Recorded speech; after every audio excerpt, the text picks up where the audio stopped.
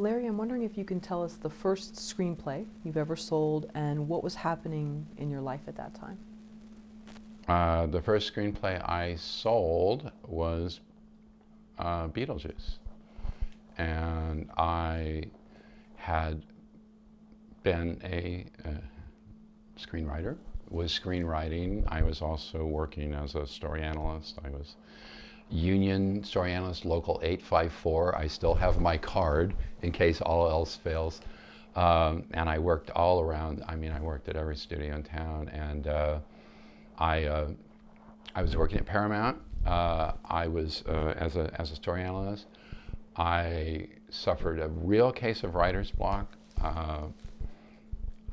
and I had a chance to audition to become a studio executive for Jeff Katzenberg and Michael Eisner.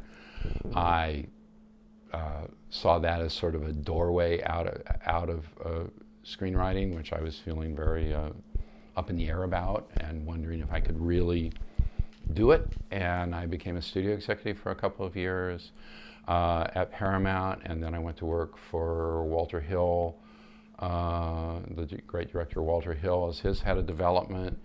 And there were a series of incidents that made me realize that I was giving away my best ideas and giving away my talent in a way I was no longer comfortable with.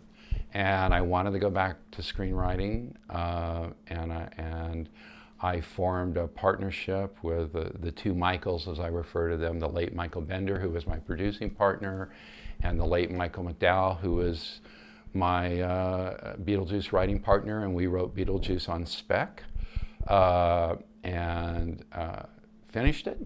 And I had taken a reduction in salary and gone back to script reading to support myself and my family while we were writing Beetlejuice. And so that was the first one. And when it was finished, I had a very good relationship with a very prominent studio head who shall remain nameless. And when Beetlejuice was finished, I gave it to him to read on a Friday. And he said, I'm happy to read it. And I got a call on a Monday that he wanted to meet with me. And I thought, oh my gosh, he read it. He must love it, or he would not be summoning me to his office so quickly. And I went into his office and he said to me, Larry, what are you doing? He said, you have actually a very good future as an executive, as a producer. This piece of crap is going to sink you and sink your career. Why would you put this on the marketplace representing you? And he said, it's weird, it makes no sense, it's not commercial. And I left that meeting, as you can imagine, to say a little taken aback, a little would be putting it mildly. He could not understand why I would want this bizarre piece of junk representing me. But I had also given it to, because I've taught for like 25, 30 years, primarily at UCLA, and I was teaching a story analysis class at that time, and I had a student named Marjorie Lewis, and I thought she was the smartest young woman in my class, and she had a low-level development job at the Geffen Company, and I'd given it to her to read, only to see what she thought, because I really had learned to value her opinion. And so coming out of this meeting, feeling very bad about myself, I called Marjorie and I said, did you read it? And she said, yes, I read it. And I said, did you like it? And she said, like it, I'm going to get the Geffen Company to buy it. And knowing Marjorie, what she did was that she just put it on people's desks. And she was so tenacious and she was so annoying that people just finally said, okay, we'll read it, we'll read it. And that's how it got to the Geffen Company, and that's how it got read. And Marjorie is probably, like I say, probably one of two unsung heroes of that film. The Geffen Company proceeded to buy it for our asking price, oh my God, which was incredible, and then on it went. And we can talk more about that experience as you want to. Yeah.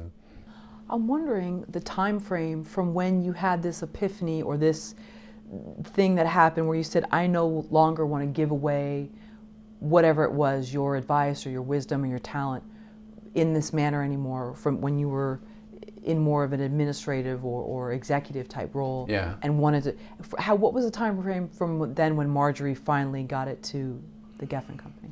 Well, I had, when I went to work for Walter Hill, I left Paramount, I went to work for Walter Hill and the Phoenix Company. And Walter was one of the producers of Alien, the first Alien film. And his partner and my two bosses, David Giler, was another one of the producers. And when I went to work for them, one of the first things they said to me, one of the primary things that your job is going to be is to find us a writer for the Alien sequel. And without going into detail, certain promises were made to me. If I found that writer, good things would happen. We'll just leave it at that. I met with Jim Cameron, and this is, I'm going to say I discovered Jim Cameron for Aliens, and that's pretty true. But if you had my job and Jim, and this was, I believe that Terminator was maybe in pre-production or post. It's long enough, I don't remember, but Terminator was not out there. But if you read the script of Terminator and met Jim Cameron and you didn't think that he was going to be the Jim Cameron, you didn't deserve my job. So this was hardly like a great insight on my part. You just met Jim, and he was a force of nature, and you could just feel the talent. But it still was a hard sell because he had a not very good movie called Piranha 2 that I had to show people, and this was back in the day when you had to set up a projector and in an office and hope all the light wasn't bleeding, but anyway, it was a bit of a struggle, it was a bit of a fight. But Jim not only became the writer, obviously, but the director of Aliens. And I went to my bosses and said, okay, I think I did my job. I think I not only brought the writer to the project, I brought the director to the project. Look what I did. And they said, yes, you did, so what? And it was enough. I just felt, and I'd had an experience at Paramount with a film called Young Sherlock Holmes, which was an original idea of mine, and as an executive there, we were under so much pressure to bring in ideas that I did something I told myself I was never going to do, because I sort of had a little file of ideas that one day if I write again, I'm going to write, and that was one of them, and I brought that in, and there were a lot of promises made to me.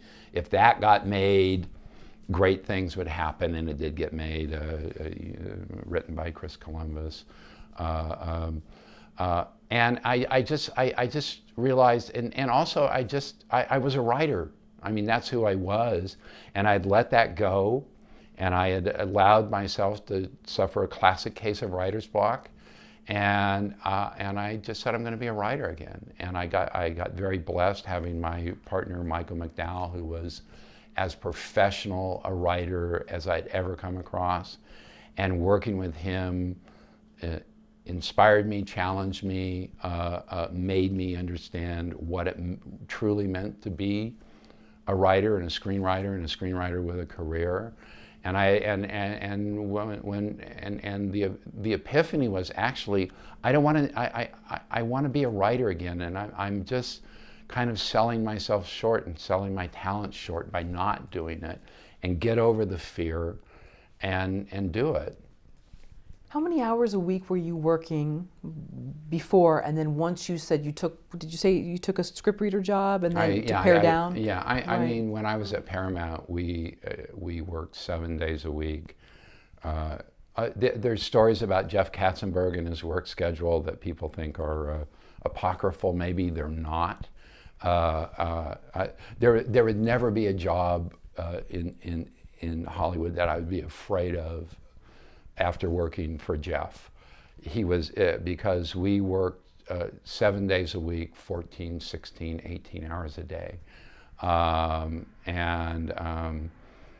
And he was a very demanding boss, but he was a great boss.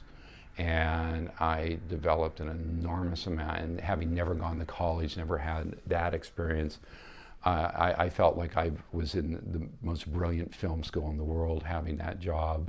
And again, incredibly demanding in terms of time and just feeling like you never left the office. But it was a boot camp, but it was a great boot camp. But I was also, and I wasn't writing then, not because I didn't have time to write. I could always have found a half hour a day to write, but I just didn't think of myself as a writer anymore. But when I finally started writing with Michael McDowell, we started writing Beetlejuice, I would do my day job, fit it in, and then Michael and I would work. I mean, and we'd slot in hour or two a day, and then we got some financing where I could leave behind the script reading and we could focus on Beetlejuice.